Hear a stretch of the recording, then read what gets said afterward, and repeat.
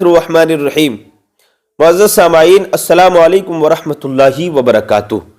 मेरे प्यारे अजीज दोस्तों, उम्मीद है आप खैरियत से होंगे। अल्लाह पाक आपको खुश रखे, शादो आबाद रखे।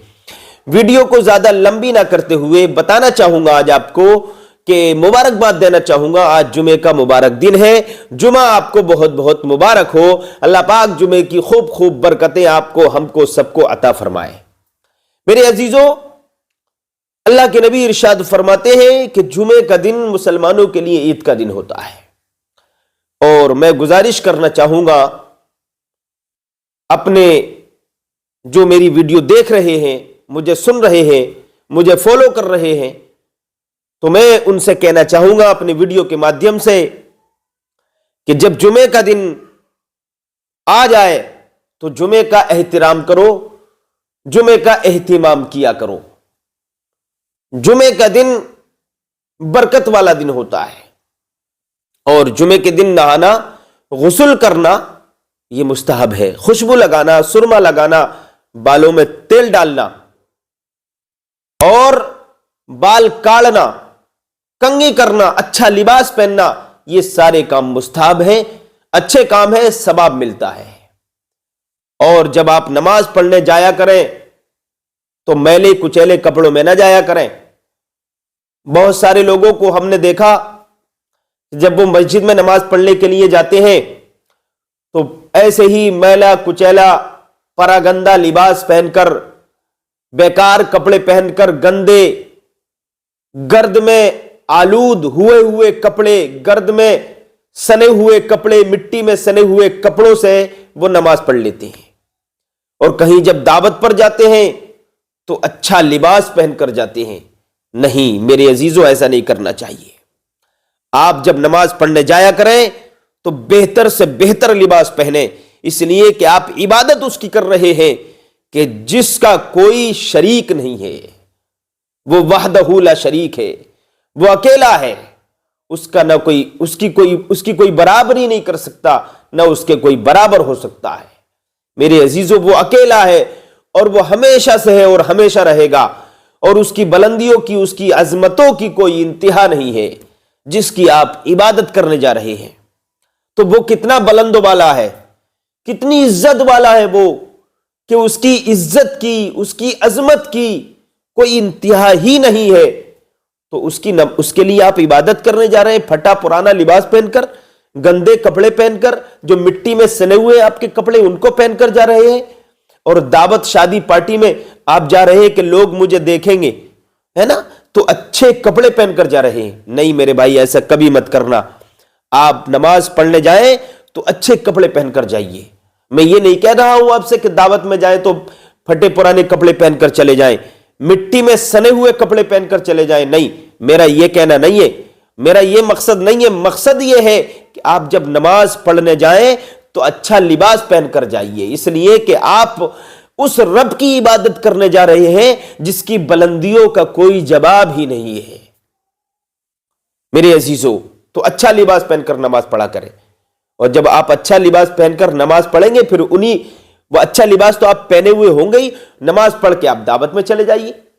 लेकिन बहुत सारे लोगों का क्या है, उनका नजरिया यह रहता है कि वो जंगल से आते हैं और उनका लिबास गंदा होता है, मिट्टी में सना हुआ होता है, और वो ऐसे ही जल्दी जल्दी वुजू उन्होंने बनाया और आधी मिट्टी हटी और कुछ नहीं हटी, और इधर उधर के छींटे उनके कपड़ों पे लगे होते हैं, और वो ऐसे ही लाओ यार जल्दी से नमाज पढ़ लेते हैं, उसके बाद दावत में जाना है।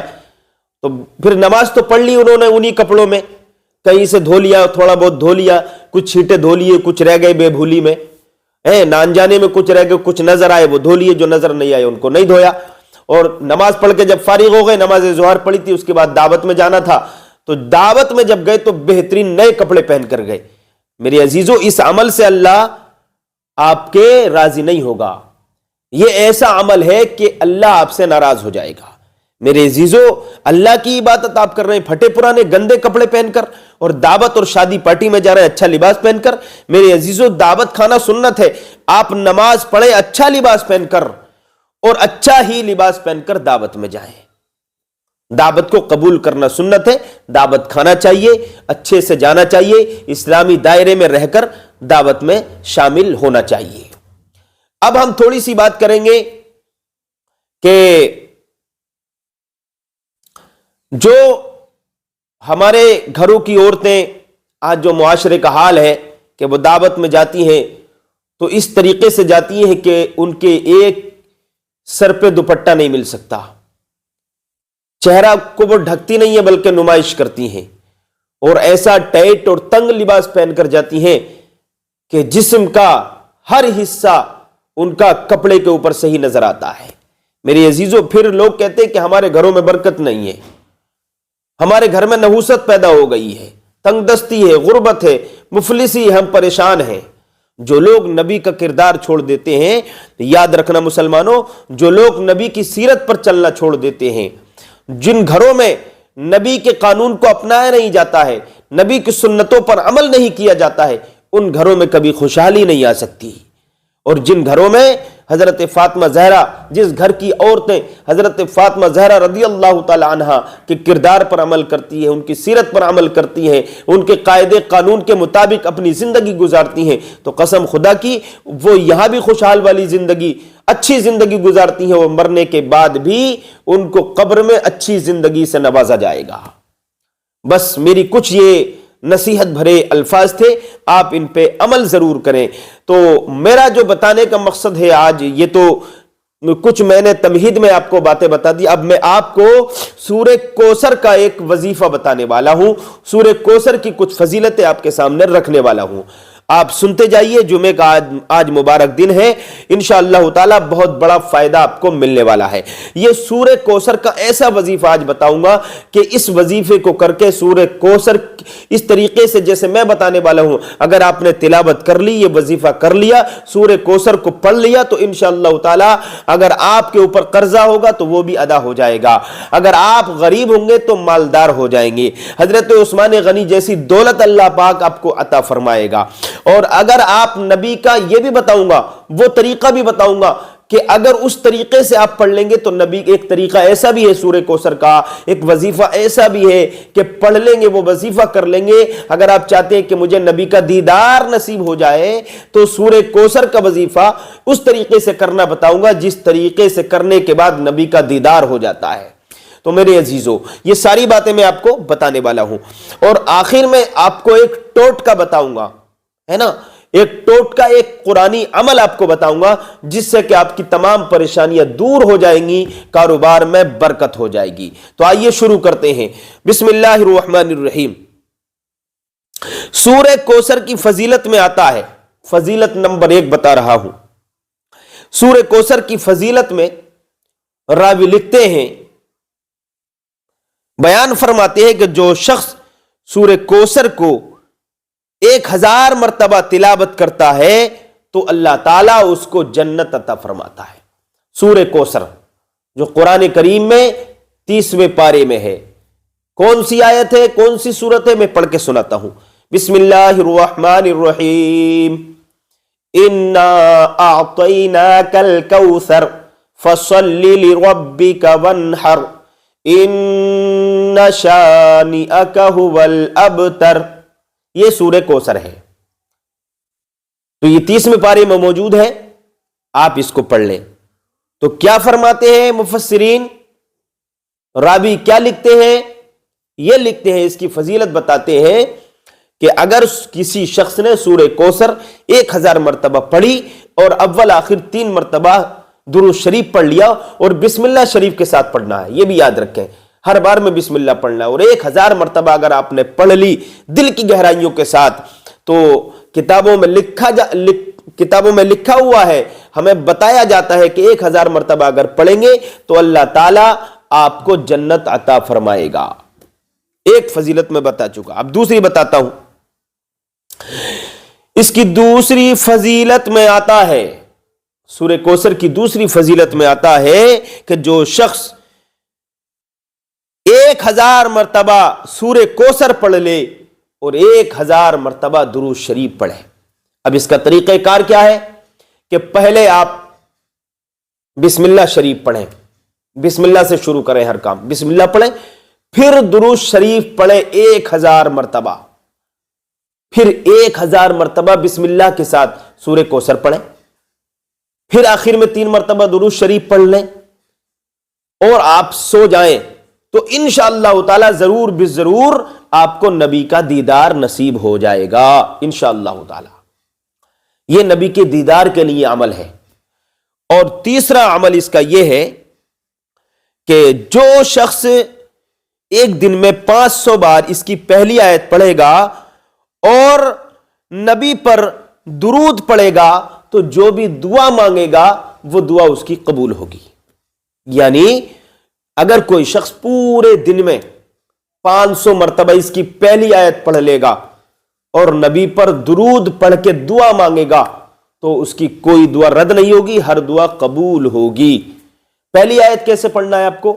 درود شریف پڑھ لیں 3 بار، پھر پڑھیں بسم اللہ الرحمن الرحیم انا اعطیناک الکوثر، یہ پہلی آیت ہے، انا اعطیناک الکوثر، یہ پہلی آیت ہے۔ تو یہ 500 مرتبہ پڑھیں اور اس کے پڑھنے کے بعد درود شریف پڑھنے کے بعد 3 بار اول اور آخر درود شریف پڑھ لیں، بسم اللہ پڑھ لیں اور 500 مرتبہ اس آیت کو پڑھیں، پہلی آیت کو، تو جو بھی دعا مانگیں گے قبول ہو جائے گی۔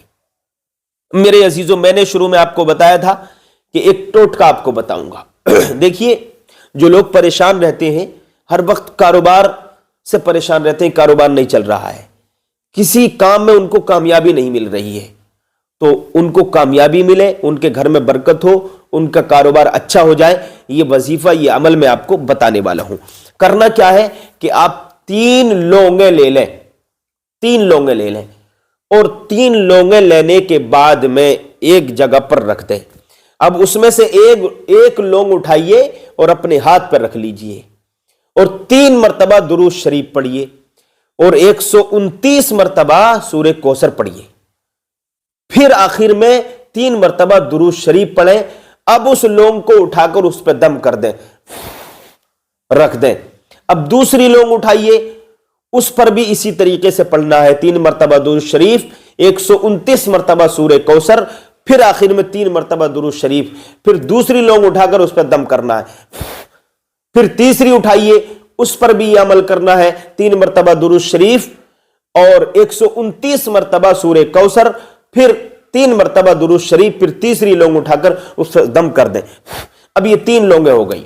اب کرنا یہ ہے آپ کو کہ ایک لونگ آپ کو اپنے گلے میں رکھنا ہے، یعنی جس جگہ آپ کی دکان ہے، جو غلہ رہتا ہے، جہاں پیسے آپ رکھتے ہیں، صندوقچی جس کو بولتے ہیں، ایک لونگ اس صندوقچی میں رکھ لیں، یا پھر جو ہے اپنے پاکٹ میں رکھ لیں، جیب میں رکھ لیں۔ اگر آپ کی دکان نہیں ہے تو پرس وغیرہ ہوتا ہے، اس پرس میں رکھ لیں، اور اگر دکان ہے تو گلے میں رکھ لیں، جہاں پر پیسہ رکھا جاتا ہے، یعنی جہاں پر روزمرہ دکانداری کا پیسہ رکھا جاتا ہے، وہاں پر رکھ لیں ایک لونگ۔ اور ایک لونگ آپ وہاں پر رکھیں جہاں آپ کے گھر کے زیورات، آپ کے بیوی کے، آپ کے سب کے ملا کے زیورات رکھے ہیں، وہاں رکھیں۔ اگر آپ کا گھر الگ ہے تو آپ کے زیورات، سونا اور چاندی جہاں پر رکھا ہوا ہے وہاں پر ایک لونگ رکھ دیں، اور ایک لونگ وہاں رکھیں جہاں لوکر میں، سیب الماری میں آپ پیسہ رکھتے ہیں، جمع کرنے کے لیے پیسہ جہاں رکھتے ہیں، ایک لونگ وہاں رکھ دیجئے۔ انشاءاللہ تعالی اس عمل سے، سورہ کوثر کی اس فضیلت سے، سورہ کوثر کی اس تلاوت سے آپ سرفراز ہو جائیں گے، آپ کامیاب ہو جائیں گے، اور اس کی تلاوت کی برکت سے، اس وظیفے کی برکت سے انشاءاللہ تعالی آپ کی غربت دور ہو جائے گی، بے برکتی دور ہو جائے گی، اگر قرضہ ہوگا وہ بھی ادا ہو جائے گا، آپ کے گھر میں خوشحالی پیدا ہوگی، مالداری ہوگی، بہت جلدی آپ مالدار نظر آئیں گے۔ اور اگر یہ عمل آپ کریں گے تو بہت جلدی محلے میں مالدار ہو جائیں گے، محلے میں آپ بہت جلدی ابھر کے آئیں گے، اللہ پاک آپ کو ترقی عطا فرمائے گا۔ اس سورت کی برکت سے آپ کو اللہ پاک حضرت عثمان غنی جیسی دولت سے نوازے گا، حضرت عثمان غنی جیسی دولت سے آپ کو سرفراز فرمائے گا۔ لیکن شرط یہ ہے میرے عزیزو، ایک بات یاد رکھنا، کوئی اگر یہ سوچے کہ میں نماز نہ پڑھوں اور اپنے مال کی زکوٰۃ نہ دوں، بد کرداری کرتا رہوں، بد اخلاقی دکھاتا رہوں، لوگوں کو گالیاں بکتا رہوں، ان سے جھگڑے فساد کرتا رہوں، پھر یہ عمل کروں، تو آپ کامیاب نہیں ہو سکتے۔ آپ کو گالی بھی چھوڑنا ہے، آپ کو جھگڑا فساد بھی چھوڑنا ہے, چغل خوری بھی چھوڑنا ہے, غیبت بھی چھوڑنا ہے, بری عادتوں کو چھوڑنا ہے, نمازی بن جانا ہے, پھر اس کے بعد یہ عمل کرنا ہے, تب آپ کامیاب ہوں گے. آج کے لیے اتنے کافی ہے. کل ملیں گے ایک نئی ویڈیو کے ساتھ. السلام علیکم.